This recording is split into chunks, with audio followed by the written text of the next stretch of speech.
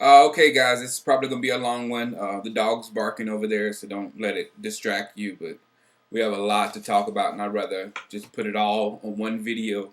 Let you come back, listen to the rest or whatever, rather than making a whole bunch of little short videos. All right, first thing I want to address is Plaxico. Now, if you've been watching TV, if you've been talking, there's jokes out there galore. So I'm not gonna go there. I've laughed and just about everybody's laughed. A ton of jokes. Jon Stewart tore him up. It's just let that go. Secondly, it's just like it really makes me mad. Not mad, but it makes me sad. That's better. That these athletes do not realize what position they're in. And it's not fair. A lot of it's not fair. Like he's got to go down because he's so high profile, and he's gonna get a bigger sentence probably than Michael Vick did. And Michael Vick was more of a ongoing stupidity. This was a complete lack of judgment for a few hours one night on Plaxico's behalf. You know, and he's gonna get the book. And I can't advocate nor can I see a way for him to get out of it. When the mayor comes out and says you gotta pay, you're gonna have to pay. So I feel for, just because I'm a football fan, I feel for the Giant fans, but I don't see it. They've been winning all season without Plaxico, so it's not really that much of a problem. They don't have that big guy anymore, that freak on the outside that nobody can cover. You know, so that's going to hurt them. But if they, you know, execute their game plan and get things done, then they could win without him. But not against us though.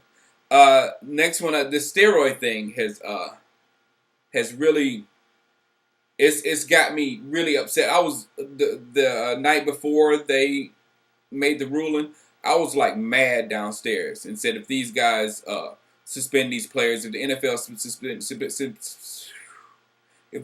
suspends these players, I will be pissed. And I was, man, because where the old you are responsible for what goes into your body stuff cannot fly.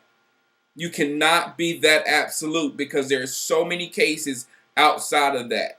The NFL, you screwed up.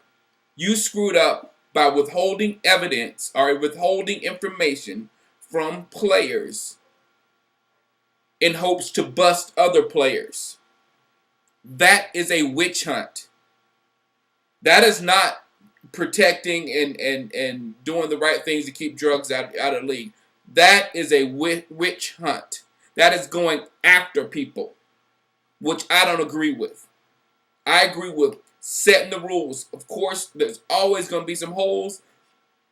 Some people that slip through the holes. So if somehow you right and these guys somehow slipped through this hole, it was a hole that they slipped through. And you can't just catch everybody just because you suspect or whatever. You got to have that evidence. So close that hole up and make the wall thicker so nothing can penetrate. That's how you do it. You don't go after people and go on a witch hunt because then it makes you look like you're the irresponsible one. And right now, if you read what's going on with these, the NFL steroid policy in this case, you would see that the NFL contributed to this because all they had to do was send out a memo to players because the supplement is not on. I mean, the ingredient is not on the label. So how was the player supposed to know that that is in there?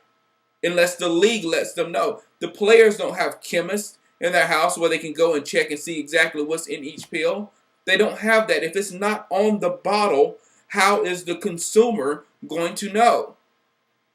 Period. And if you take the you're responsible for what goes on in your body argument, if you push that on, then that opens the door to all kind of nastiness. You got people who won't be able to eat out in fast food restaurants or any restaurants in the visiting cities, or people in Dallas can't eat in DC because you'll see that's so here.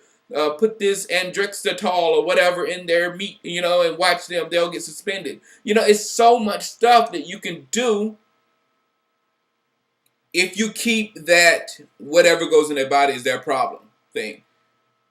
It cannot be like that. You have to investigate the situation and see if the situation has probable cause, just like the law.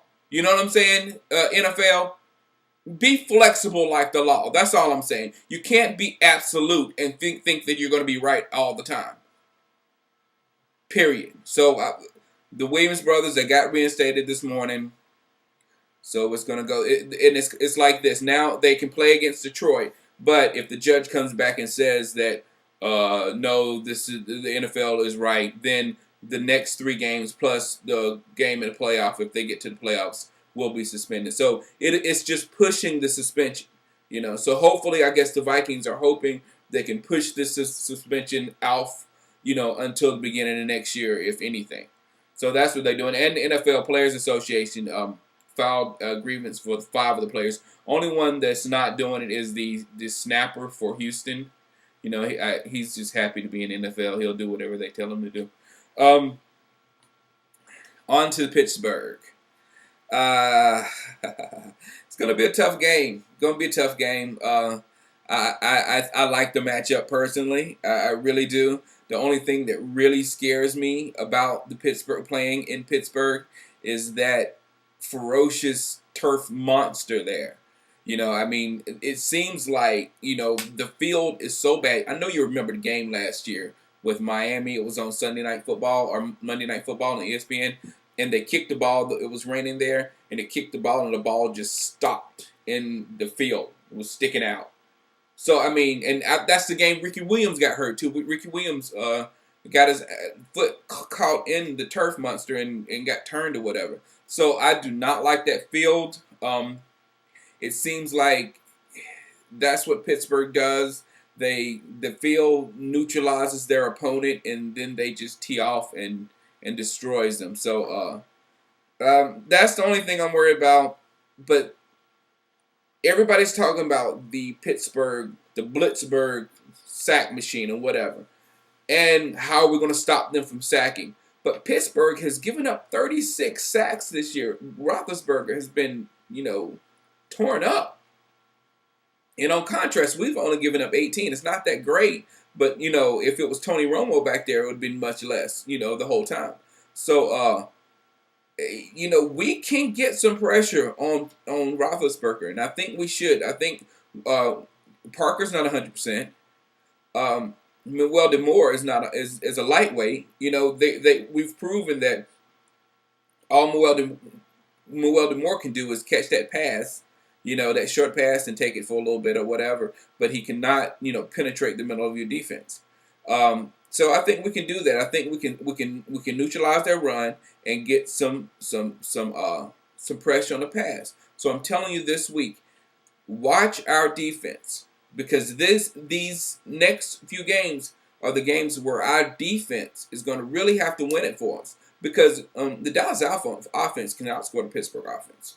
That's no problem. But if the defense makes it tougher for Pittsburgh or Baltimore or the Giants to score, then that's going to make it much easier for us to win. So watch the D. I think we're coming. Rat's coming around.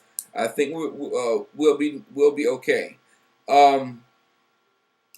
Pac-Man is back, and I'm hearing that he's taking over for Scandrick. And I don't like that too much, because it just like every week I say in my mind, if I don't say it during the live show, I say, man, I like that Scandrick guy. I like the way he plays. I like what he brings to the game, the brashness, the attack, and everything. Him and Tashard Choice, they bring an extra something to the game. I think they're friends, and you can tell they're like the same, like ferocious in the mind, and they want to get things done. They make mistakes every once in a while, but of course, you're a rookie, you're going to do that. But they're smart, and I like what they bring to our team. Let me tell you one thing about Pac-Man though. If I was Pac-Man, Nothing would stop me from scoring a touchdown this week on a return. Nothing. I don't care if the defense or the special teams unit is all over you and have a great time. I would will myself in the end zone for what kind of stuff I have left on the Dallas organization. I would do it. That's character. And that's the character I'm going to be looking in Pac-Man. I'm not going to be looking, for him to be jumping up and down or whatever when he makes the play.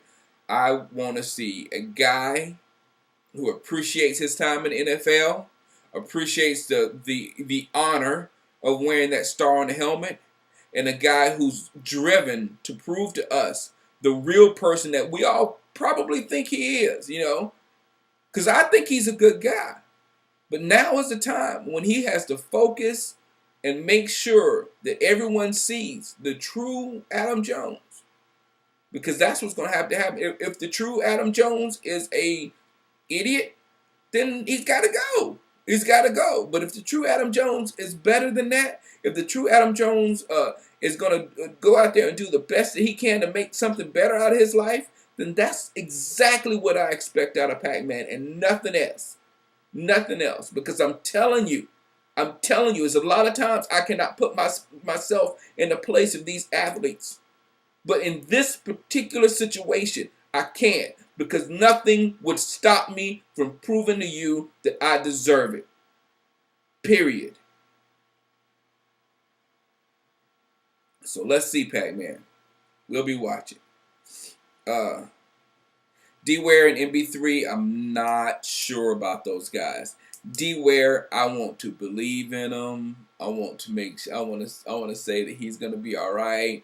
But with that field coupled with the way we saw his knee bend backwards like that, I'm like, man, how can you be okay that quickly? I know you're superhuman. You have superhuman abilities, like the way he was just abusing Seattle. Walter Jones was just ridiculous.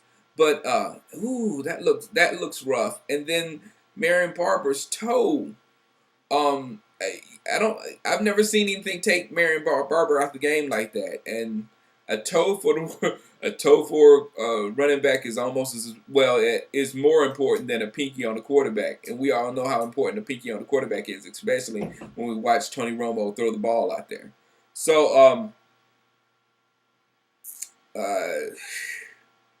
I'm worried about those two, but the good point about it is I think that we can win with them out. I think we can win without them. So